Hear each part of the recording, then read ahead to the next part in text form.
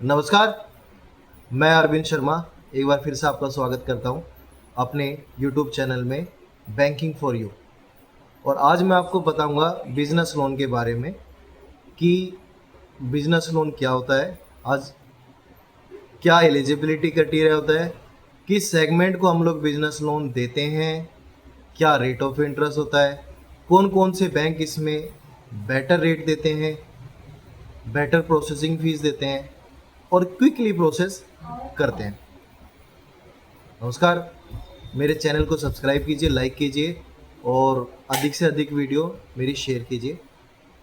हम बात कर रहे थे बिजनेस लोन के बारे में। बिजनेस लोन के अंदर, क्योंकि नाम से ही क्लियर होता है कि बिजनेस वह पैसा जो हम लोग किसी बिजनेस को एक्सपेंड करने या बढ़ाने के लिए किसी सेल्फ एम्प्लॉयड सेगमेंट को फंडिंग करते हैं। वह लोग जो किसी तरह का मैन्युफैक्चरिंग, ट्रेडिंग या सर्विसेज या किसी तरह का बिजनेस करते हैं, बैंक उसको उनके बिजनेस को एक्सपेंड करने के लिए उनको बिजनेस लोन करता है। काफ़ी लोग इसको टर्म लोन के भी कहते हैं।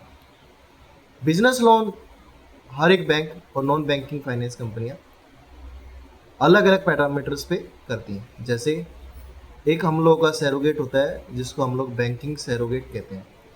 मैं बात करूं बैंकिंग सैरोगेट पे बिजनेस लोन के लिए, अगर आपकी बैंकिंग किसी भी प्राइवेट, गवर्नमेंट बैंक के अंदर एक लंबे समय से चल रही है, जिसमें आप बैलेंस काफ़ी अच्छा मेंटेन करते हैं, आपकी ट्रांजैक्शन बहुत अच्छी है, आपका जो क्रेडिट बैलेंस है वो प्रॉपर आपके अकाउंट में रहता है, एवरेज बैलेंस आपका अच्छा है, आपके जो वेंडर की पेमेंट है वो टाइम टू टाइम है, तो बैंक आपको बैंकिंग सैरोगेट पे बिजनेस लोन कर देता है।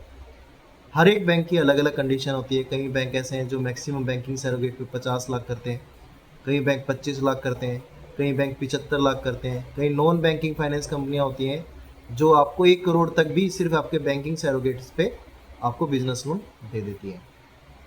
इसमें डॉक्यूमेंटेशन चाहिए होते हैं, आपका पैन कार्ड, आपका आधार कार्ड, आपकी बैंक की स्टेटमेंट। अगर किसी और बैंक में आपका बैंक अकाउंट चल रहा है और आप किसी और बैंक के अंदर बिजनेस लोन के लिए अप्लाई करते हैं, तो वहाँ पर आपके बैंक स्टेटमेंट भी 6 मंथ की चाहिए होगी।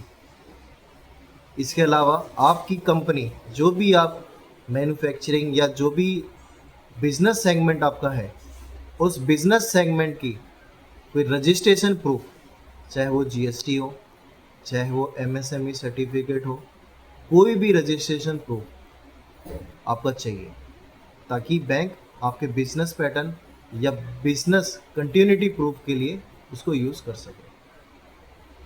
और इसके अलावा अगर आपका जो फैक्ट्री है, जो ऑफिस है या आपका रेजिडेंशियल एड्रेस वो आपका ओन है, तो किसी भी चीज़ का आप एक इलेक्ट्रिसिटी बिल दे दीजिए। बैंक आपके बैंकिंग के प्रो हिसाब से आपको जो भी एलिजिबिलिटी बनती है, अगर आपका सिविल स्कोर सब अच्छा है, तो आपको business loan bank 3 to 4 working days के अंदर, या नॉन बैंकिंग फाइनेंस कंपनियां 3 to 4 वर्किंग डेज के अंदर आपके अकाउंट के अंदर आपका बैलेंस क्रेडिट कर देगी। अब हम लोग बात करते हैं हमारे दूसरे सेगमेंट में, जिसको हम जीएसटी सैरोगेट्स या जीएसटी सेगमेंट भी कहते हैं। इसमें भी काफ़ी सारी चीज़ें सिमिलरिटीज़ हैं। जैसे आपका जो फर्म का विंटेज है एटलीस्ट कम से कम 1 साल या उससे ऊपर होना चाहिए, बिजनेस कंटिन्यूटी प्रूफ चाहिए, आपकी परमाइस का जो स्टॉक है, जो भी आप बिज़नेस करते हैं वो प्रॉपर होना चाहिए, आपकी जीएसटी सस्पेंड नहीं होना चाहिए। ऐसा नहीं होना चाहिए कि आपने किसी महीने जीएसटी रिटर्न नहीं भरा है। सारी चीज़ें आपकी पॉजिटिव होनी चाहिए, आपकी जो बैंक स्टेटमेंट है वो पॉजिटिव होनी चाहिए। काफ़ी सारे बैंक या नॉन बैंकिंग फाइनेंस कंपनियां ऐसी होती हैं जो जीएसटी में मिनिमम 50 लाख रुपीज़ की टर्नओवर मांगते हैं, और उससे नीचे वो लोग बिजनेस लोन नहीं करते हैं। बाकी नॉन बैंकिंग फाइनेंस कंपनियों की ऐसी कोई कंडीशन नहीं है। अगर आपका बिजनेस पैटर्न ठीक है और आपकी पक्के में या फिर बैंकिंग स्टेटमेंट में या जीएसटी में ट्रांजैक्शन कम भी है, तो भी वो लोग आपको बिजनेस लोन कर देते हैं।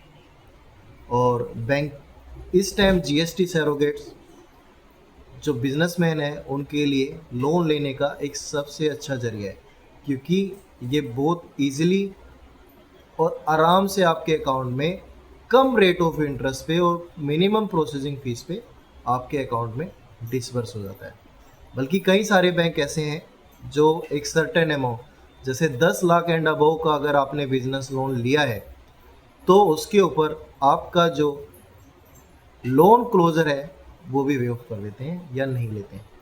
और नॉन बैंकिंग फाइनेंस कंपनियां भी ऐसी हैं जो आपको एमएसएमई सर्टिफिकेट पे भी डिस्काउंट देती हैं और रेट ऑफ इंटरेस्ट आपका कम कर देती हैं। जो गवर्नमेंट है उसमें आपकी सिक्योरिटी लेती है कि अगर सपोज़ आप पे नहीं करते हैं तो गवर्नमेंट को आपको आपकी फ़ीस जाती है और गवर्नमेंट एज ए गारंटर आपका काम करती है। इसके अलावा एक सैरोगेट्स और है जिसको हम लोग आईटीआर सैरोगेट्स भी कहते हैं। उसमें आपकी जो आईटीआर है वो सपोर्ट करनी चाहिए। आपकी आईटीआर ऑडिटेड है तो ऑडिटेड रिपोर्ट चाहिए, balance sheet, profit and loss, ये सारी चीज़ें अगर आपके पास अवेलेबल हैं तो बैंक आपके इनकम सैरोगेट्स के ऊपर भी आपको बिजनेस लोन कर देता है। ये 3 सैरोगेट्स ऐसे हैं जिसमें बैंक किसी भी सेल्फ एम्प्लॉयड सेगमेंट को आराम से फंडिंग कर देते हैं, या टर्म लोन आप कह सकते हैं। टर्म लोन इजीली बैंक या नॉन बैंकिंग फाइनेंस कंपनियां कर देती हैं। इसके अलावा आज के टाइम पे हम लोग ये काफ़ी पॉपुलर है कि काफ़ी सारे बैंक बिजनेसमैन के टर्नओवर, जीएसटी और उनका जो बैंकिंग रिलेशनशिप है, अगर वो सारी चीज़ें उनके साथ है तो बैंक उनकी सिर्फ बैंकिंग, उनके पास जो उनके डॉक्यूमेंट्स हैं, basis of transaction pre approve business loan का भी ऑफर देते हैं, जिसमें आपको कोई डॉक्यूमेंट्स नहीं देना होता है। बैंक ने एक सर्टेन आपकी सिविल, आपकी सारी जो डिटेल्स हैं उनको वेरीफाई करके आपको प्री अप्रूव बिजनेस लोन का ऑफर आपके अकाउंट पे ऑलरेडी सैंक्शन कर दिया है। जिसमें आपको क्या करना है, अपने बैंक की नेट बैंकिंग को लॉगिन करना है। आप किसी भी बैंक से जो आपका रिप्रेजेंटेटिव रिलेशनशिप मैनेजर है आप उनसे बात कर सकते हैं, तो वो जो प्री अप्रूव बिजनेस लोन का ऑफर है वह आपके अकाउंट में डिसबर्स कर देते हैं। या नॉन बैंकिंग फाइनेंस कंपनियां भी हैं जो आपको अपने कुछ डॉक्यूमेंट्स उनकी साइट पर अपलोड करने हैं। अगर आप business loan non banking finance company से लेना चाहते हैं तो वह लोग भी आपके डॉक्यूमेंटेशन के बेसिस पे विथ इन 1 या 2 वर्किंग डेज के अंदर आपको प्री अप्रूव ऑफर जनरेट कर देते हैं, जिससे आप नेट बैंकिंग के थ्रू उस लोन को बेनिफिट ले सकते हैं। काफ़ी सारे लोगों की रिक्वेस्ट आती है या फिर वो लोग हमसे पूछते हैं कि सर मेरी सारी ट्रांजैक्शन अच्छी है, मेरा पैटर्न अच्छा है, फिर भी मेरे को बैंक लोन नहीं करता है। तो एक मेजर इश्यू आता है सिविल का। काफ़ी सारे सेल्फ एम्प्लॉयड कस्टमर्स ऐसे होते हैं जिनका सीजनेबल वर्क होता है, कि जैसे मैं बात करूं कोई हीटर बनाता है, इलेक्ट्रिक आइटम्स बनाता है, या पंखे बनाता है, या कोई भी ऐसा काम हो जिसका सीजनेबल वर्क हो, उस सीज़न में उन लोगों को काफ़ी अच्छा पैसा आता है और उस टाइम उनका सीज़न अच्छा चल रहा होता है तो उनको लोन की ईएमआई पे करने में कोई इशू नहीं आता है। लेकिन जब उनका सीज़न ऑफ होता है उस समय उनके जो एक्सपेंस हैं वो उनकी इनकम से ज़्यादा हो जाते हैं, जिसकी वजह से वो ईएमआई को पे नहीं कर पाते हैं। तो ऐसे कस्टमर्स को मैं सजेस्ट करूँगा कि आप अपने बैंक या जो भी नॉन बैंकिंग फाइनेंस कंपनियां हैं उनको अप्रोच करें कि वो आपको drop line overdraft limit issue करें। वो भी एक तरह का बिजनेस लोन डीओडी ही कहते हैं। उसमें सारा कुछ आपका पैटर्न सेम रहेगा। जैसे बिजनेस लोन के अंदर आपका जो रेट ऑफ इंटरेस्ट है वो रिड्यूसिंग 15.5 से लेके 18-19% तक रहता है। प्रोसेसिंग फीस रहती है आपकी वन टाइम। और बिजनेस लोन आपका 3 साल के लिए हो जाता है। 3 साल या 5 साल के लिए आप बिजनेस लोन ले सकते हैं। Same drop line overdraft limit के अंदर भी, जैसे बिजनेस लोन के अंदर आप हर महीने आप एक जो किस्त है वो आपको बैंक को पे करना पड़ेगा, और धीरे धीरे धीरे 3 साल में आपका लोन उतर जाएगा, आपकी एक ईएमआई बन जाएगी।